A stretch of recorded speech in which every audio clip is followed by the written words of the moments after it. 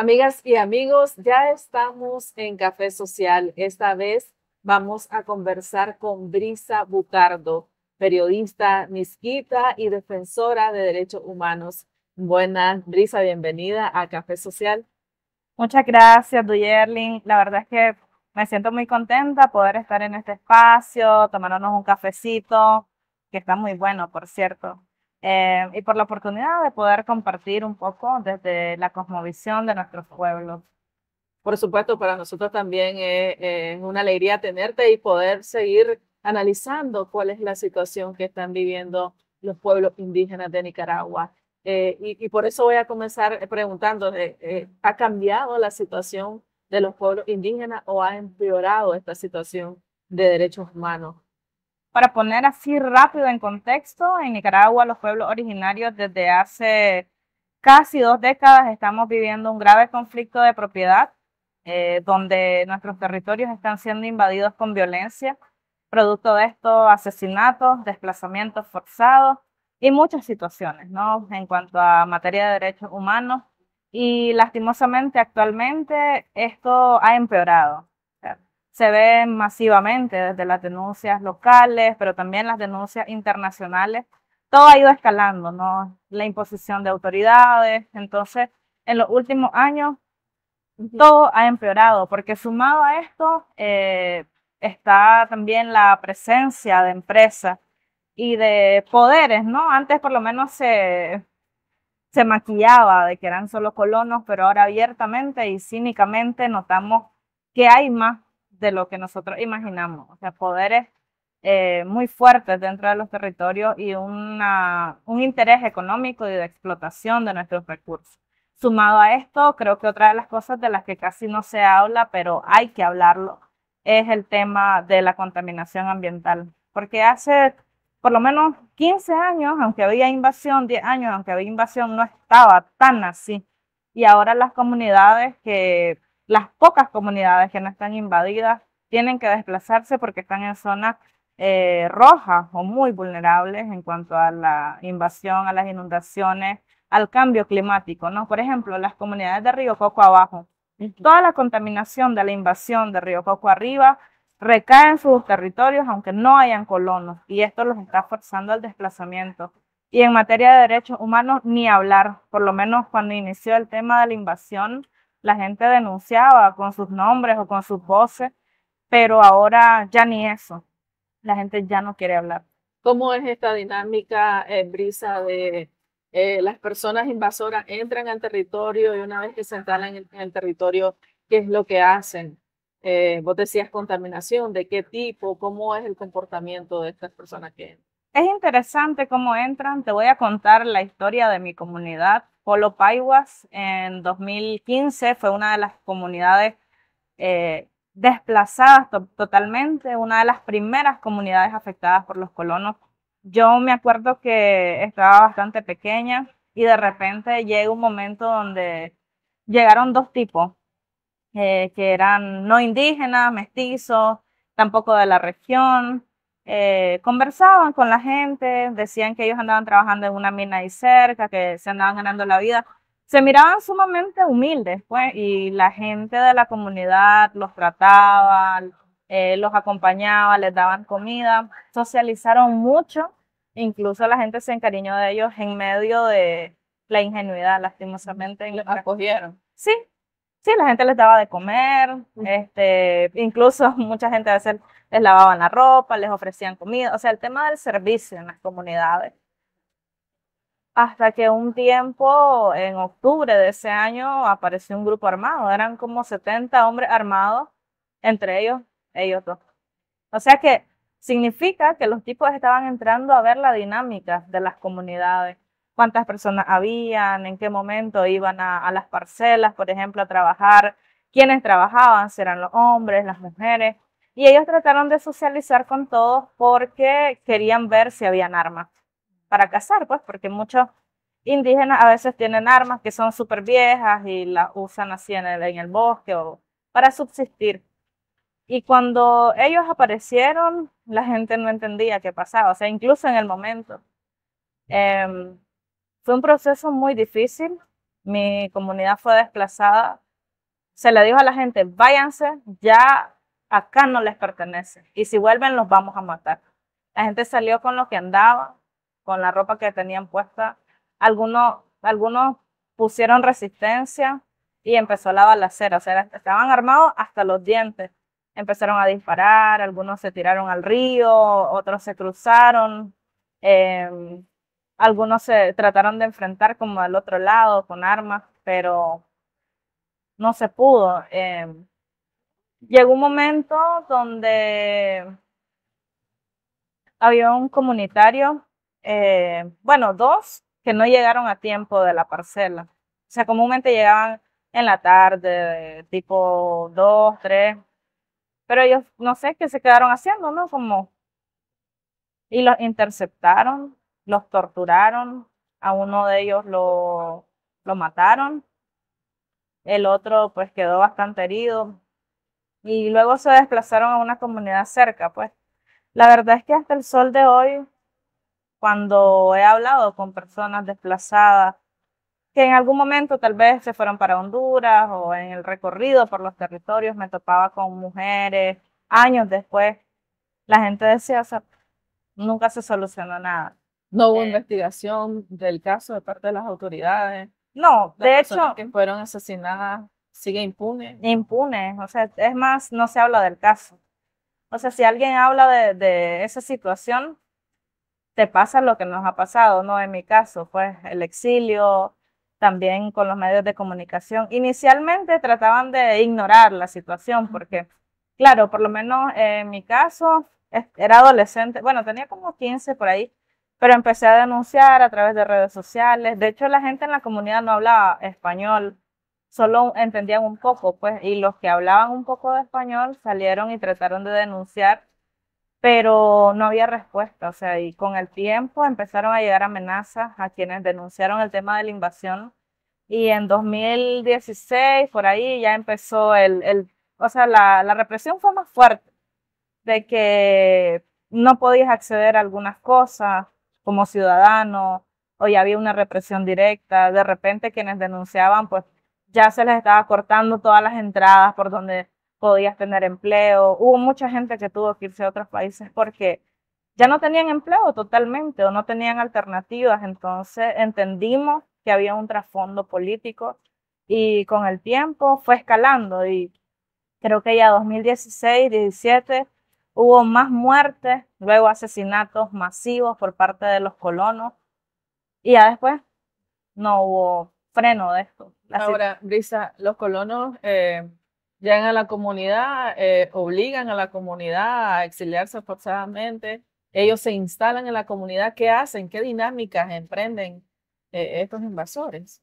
Hubo un tiempo donde cuando recién inició el conflicto, la gente se organizaba para poder ir y creyeron que los iban a sacar o que iban a llegar a un acuerdo para que se vayan, pero era no. Váyanse, estas son nuestras tierras, si cruzan la línea los vamos a matar. Y luego, a lo largo de los años que hemos ido investigando, conversando, nos damos cuenta que hay un trasfondo económico, o sea, es la ganadería, más que nada, porque ellos buscan meter ganado y el ganado requiere de agua. Y creo que en muchas zonas del Pacífico hay una crisis en cuanto al agua, en cuanto a la sequía, y donde hay agua comúnmente es porque son zonas conservadas por pueblos indígenas.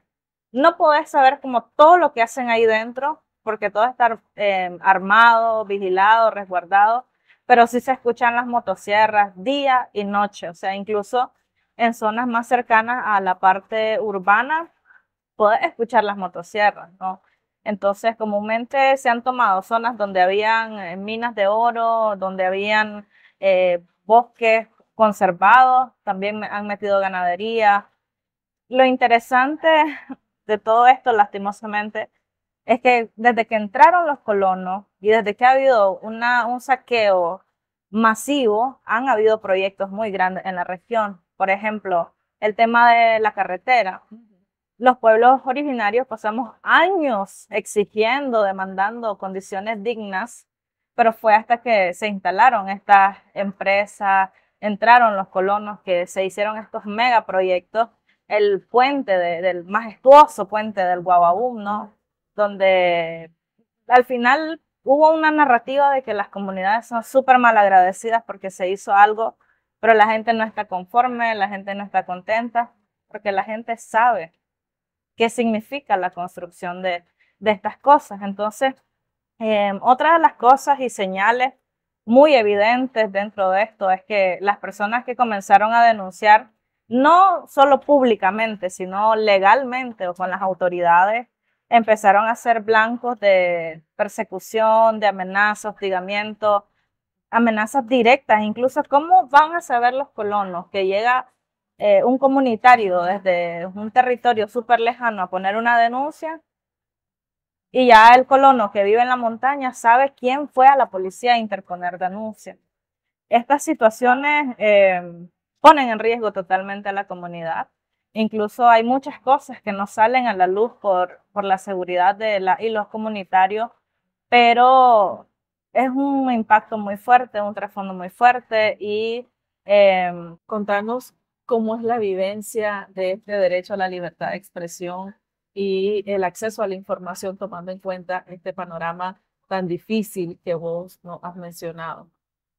es interesante porque creo que nunca hemos hablado de libertad de expresión en pueblos indígenas, porque históricamente ha sido vulnerado, pisoteado nuestros derechos totalmente, pero actualmente, o sea, ni siquiera el derecho a la autodeterminación, a organizarnos. Por ejemplo, antes teníamos, aunque no salíamos públicamente a través de redes por el tema de la brecha tecnológica, antes por lo menos podíamos salir a reunirnos, a marchar, o por lo menos a bebernos un café o una comidita típica, y se reunían pues en las casas para poder hablar. Ahora ni eso, porque en las comunidades siempre hay personas que están vigilando, o sea, todo movimiento de los comunitarios están vigilando porque lo ven como una amenaza. Nadie puede expresarse ni en nuestras lenguas ni en nada.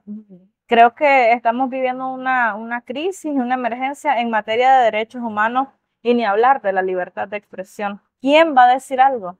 Menos en el territorio. Incluso si estás fuera del país, es un riesgo porque ellos saben muchas formas de silenciarte. Y creo que los pueblos indígenas ya no hablan solo de la cultura, de la cosmovisión. Hablar de la tierra, del derecho a la tierra, tiene un trasfondo muy fuerte. Entonces, prefieren tenernos silenciados, pues totalmente. Y a pesar También se ha silenciado, Brisa, a personas defensoras de derechos humanos que mirábamos que en el territorio tenían una poderosa voz y estaban visibilizando de alguna manera lo que estaba pasando. ha sido increíble. Creo que en la historia de la región, a lo largo de mi vida, sí había escuchado cosas por conflictos de la guerra, pero sin conflictos así civiles específicamente, sin guerras civiles, yo no había visto tantas violaciones a los derechos. Incluso eh, sí habían violaciones a los derechos de una u otra forma, pero no era como así tan descaradamente, ¿no? Que de repente empezaron a aplicar cosas que se hacían en el Pacífico. Medio se respetaba porque estaba la ley de autonomía, la ley 445, el convenio 169 de la OIT y otros convenios, pero llegó un momento donde no. Creo que de aquí a hace 3 años, la región sufría violencia, pero de aquí a hace 3 años ha sido masivo, o sea, persecución, criminalización, el cierre de espacios, organizaciones en la región también. Pues creo que el conflicto de la crisis sociopolítica de 2018 llevó consigo impactos, porque antes los pueblos indígenas alzábamos la voz, pero no les interesaba porque no generaba una opinión como tan grande, no había un apoyo masivo. Pero a raíz del conflicto con la población mestiza en el Pacífico, empezó a haber demasiado ruido, ¿no? Y hubo un foco también en el Caribe para poder denunciar todo lo que se hacía en Nicaragua, y se destaparon muchas cosas. Entonces, esto trajo consigo bastante represión en el territorio. Actualmente la gente ya no sale. Antes, fíjate que incluso la gente decía, no, aunque sea por eso se mostraba mucho en la tele, ¿no? Sí, sí. De que en la costa todo es con violencia, pero estábamos acostumbrados a que como nunca se respetaban nuestros derechos, decían, bueno, por lo menos con violencia nos van a voltear a ver y vamos a hacer algo. Pero ahora la gente ni siquiera eso, porque ellos tienen las balas, tienen las armas y la gente no tiene nada, pues. Y hay un conflicto también que lastimosamente ellos utilizan también a las mismas personas indígenas para hacer cosas, que claro, es como utilizar a fulano y lo demás que no se note, pero la realidad es que quieren pintarlo como que es un conflicto entre indígenas y no es así. Hay un conflicto aún más grande, porque si fuera un conflicto entre indígenas ya hubieran sacado a los colonos. Esta idea y que se ha reproducido en el discurso oficial de la cohabitación, Brisa, mucha gente la aprueba, nosotros sabemos y también hemos hablado con comunidades indígenas donde ellos no quieren la cohabitación que de alguna manera también se promueve en el discurso oficial. Fíjate que es interesante que hay comunidades tan lejanas donde la gente ni siquiera sabe que existe una ley 28. La gente no entiende lo que pasa, solo sabían que vivían en sus comunidades y su estilo de vida, pues, y también por el tema de la falta de acceso. Y llegó un momento donde parte de las violaciones a los derechos fue que no ha habido consentimiento previo, libre e informado en cuanto a los temas de las comunidades. Solo se ha aprobado a nombre de las comunidades, se han utilizado a ciertos personajes en nombre de las comunidades y lo podemos ver incluso en el tema del proceso, ¿no? De demarcación, titulación, pero cuando llegó al punto número 5 del saneamiento, nunca se hizo y ese fue el inicio de este proyecto de invasión. ¿Por qué jamás sanearon nuestros territorios? Entonces, actualmente la gente no quiere cohabitar. ¿Quién va a querer cohabitar con sus asesinos? ¿Quién va a querer cohabitar con quien los está desplazando? Es que es una mentira, la verdad es que es un discurso que no cabe en la realidad de las comunidades, en las demandas de las comunidades. Y recordemos que los territorios y el Caribe somos casi la mitad del territorio nacional. Entonces, la gente nunca ha apostado por la cohabitación.